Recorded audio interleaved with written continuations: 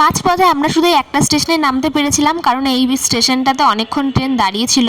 আর দুপুরের খাবার যেহেতু কারোরই খাওয়া হয়নি, সেই কারণে এখান থেকে খাবারটা নেওয়া হয়েছিল। আর খাবার খাওয়ার পর তারপর তো রাত হয়ে গেল, ঘুমিয়ে তারপরের দিন সকালবেলায় আমরা নামবো। ট্রেনে যে ঘটনাগুলো ঘটে, ঝামেলা, মারামারি সিট নিয়ে, আর টিটি এসে যেই কাণ্ডগুলো করে, সেগুলো দেখে আমাদের সময় পাস হয়ে যাচ্ছিল। আর তার মধ্যে যেই লোকগুলো বাইরে কাজে যায় তাদের কতটা অসুবিধা হয়, যে যখন তারা টিকিট কাটে কিন্তু যখন টিকিটটা কনফার্ম হয় না, তবুও তাদের বাড়ি যাওয়ার জন্য তাড়া থাকে বা কোনো আর্জেন্ট কিছু থাকে, কিন্তু সেই কারণে তাদেরকে ট্রেনে উঠতেই হয়। যখন সিট পায় না, দিনের রাত সারা দিন তারা দাঁড়িয়ে থাকে। অবশ্য যদি কজন কিছু থাকে তো বসতে দেয়, আর যদি বসতে না দেয় তাহলে ওইভাবেই দাঁড়িয়ে যায়। তো এগুলো দেখে তখন বাসে না দেখেও বসতে না দিয়েও পারা যায় না।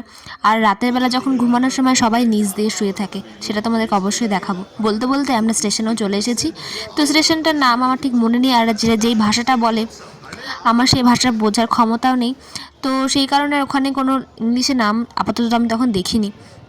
তো তারপর সেখান থেকে আমরা গাড়ি করে যাব আমাদের হোটেল।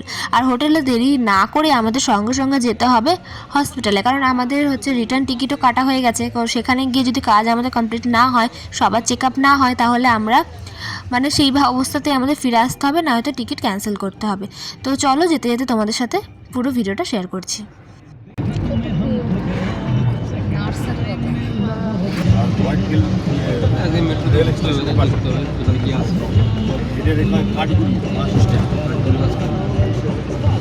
এই যে বাস স্ট্যান্ড, ডান দিকে বাস স্ট্যান্ডে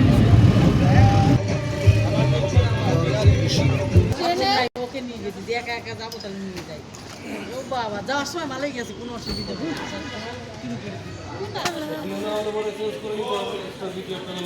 এত পথ জার্নি করে সবাই খুবই ক্লান্ত, তবুও কিছু করার নেই, সবাইকে হোটেলে গিয়েই সঙ্গে সঙ্গে আবার বেরিয়ে আসতে হবে। তো দেখো আমরা মা বাবা আমরা তিনজন হচ্ছে সামনের হোটেলটাতে রয়েছি, আর ওরা হচ্ছে সামনের। তোমাদেরকে পুরোটাই দেখাবো সামনাসামনি। আর ওই যে সামনে পলি পিসিমণি দাঁড়িয়ে রয়েছে, ওখান থেকে হাই করছে। তো ভালোই হয়েছে, এখান থেকে আমরা ওই বিল্ডিংয়ে কথা বলতে পারি, তো সেটা একটা সুবিধা আছে। আর এই বাথরুম, বেডরুম সবই তোমাদের দেখিয়ে দিলাম। আর কিচেনও এখানে পাশাপাশি আছে, মানে সব কিছু একটা ঘরের মধ্যেই। যেহেতু ওখানে বাইরের খাবার খাওয়া যায় না, খুবই মানে জল ভালো না, খাবার আমরা খেতেও পারবো না ওখানকার সাউথের খাবার। তো সেই কারণে খেলে পরেই আর অসুস্থ তো সবাই হয়ে পড়েছে ওখানে গিয়ে, বিশেষ করে তিনজন খুবই অসুস্থ। তো এখানে আমি বিকেলবেলা একটু ছাদে গেছিলাম, তো স্নান টান করে ওখানে ছাদে গেছিলাম, কারণ এটা হচ্ছে ওখান মানে এখন আমরা হসপিটালে যাইনি, তো সেখানে যাইনি, স্নান টান করে নিয়েছি, কারণ দুদিন তো ট্রেনে ছিলাম, সেখানে স্নান করাও যায়নি। তো তার জন্য এখানে ফ্রেশ হয়ে এবার আমরা ওখানে যাব খাওয়া দাওয়া করে। আর ছাদে তোমাদেরকে চারিদিকটা দেখাচ্ছিলাম। আর মা এখানে জামা কাপড় যেগুলো পরে এসেছিলাম সেগুলো ধুয়ে দিচ্ছিল। তো এবার বাবা বললো যে একটু নিচ থেকে ঘুরে আসতে, কারণ ওখানে এখনও গ্যাসের ব্যবস্থা করা হয়নি, তো সেটা বলার জন্য আমাদের নিচে যাওয়া। তো আমরা এখন হসপিটালে যাচ্ছি, আমরা সবাই রেডি, আর আশা করি ওখানেও সবাই নিচে রেডি হয়ে দাঁড়িয়ে রয়েছে। তো এবার হচ্ছে আমরা যাব, আর আমরা যাচ্ছি হচ্ছে বৈদ্যি হসপিটাল, যেটার নাম তোমরা অনেকেই শুনেছো। তো চলো যেতে যেতে তোমাদেরকে দেখাবো হসপিটালটা। সত্যি হসপিটালটা এত দারুণ ছিল, এত সুন্দর ছিল, কি বলবো। বিশেষ করে আমাদের ওখানে যদি এরকম থাকতো, আমার দেখে এটাই মনে হয়েছিল যে হয়তো আমাদের ওখানে এত কিছু থাকতো, এত কোম্পানি থাকতো, এরকম বড় বড় হসপিটাল থাকতো, তাহলে কোনো মেয়ে হয়তো বা কোনো ছেলে বেকার বসে থাকতো না, অন্তত কিছু না কিছু অন্তত পার্ট টাইম জব বলো বা যাই হোক না কেন করতো। আর এখানে এই অরেঞ্জ কালারের ফ্ল্যাগগুলো দেখে আমার এটাই মনে হয়েছিল যে যখন হয়তো অযোধ্যা রাম মন্দির ওপেনিং হয়েছিল, তখনই হয়তো সবাই এগুলো লাগিয়েছিল। তো তারপর দেখো এখানে দেখে তুমি বুঝতেই পারবে না, তোমরা বুঝতেই পারবে না যে আমরা কি ঘুরতে এসেছি না ট্রিটমেন্ট করাতে এসেছি। এটা না দেখলে তোমরা বুঝতেই পারবে না যে পুরো এত লোকজন নিয়ে আমরা পুরো পাড়া শুদ্ধ চলে এসেছি। আর যদি সিঙ্গেল আসা হতো না, এতটাও মন খারাপ থাকতো, ভালো লাগতো না। আর এখানে সবাই যেহেতু আছে, তো তার জন্য সবার মনটাই ভালো ছিল।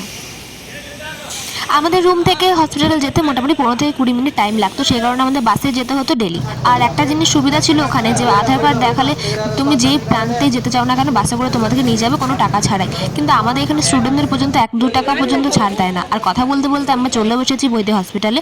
তো সেখানে ভেতরটা তোমাদেরকে দেখাবো। প্রথমে আছে ঠাকুর মন্দির, আর সেটা হচ্ছে গণেশ মন্দির। আমি এখানে প্রত্যেকটা যে কটা মন্দির দেখেছি, এখানে গণেশ মন্দির এইটা থাকবে, তারপর ব্ল্যাক কালারে। আমি ঠিক জানতাম না এটা কেন ব্ল্যাক কালারে হয়, পরে আমার মাথায় এসেছিল বলেছিল যে ব্ল্যাক কালার কারণ এটা একটা পাথরের তৈরি মূর্তি, কারণ সেই পাথরটা দিয়ে তৈরি করলে কখনো সেই মূর্তিটা নষ্ট হয় না, বা যত যাই লাগুক না কেন কখনো সেটা নষ্ট হয় না। আমার মনে এটা প্রশ্নটা এসেছিল, তোমাদের যদি জানা থাকে তো অবশ্যই জানিও।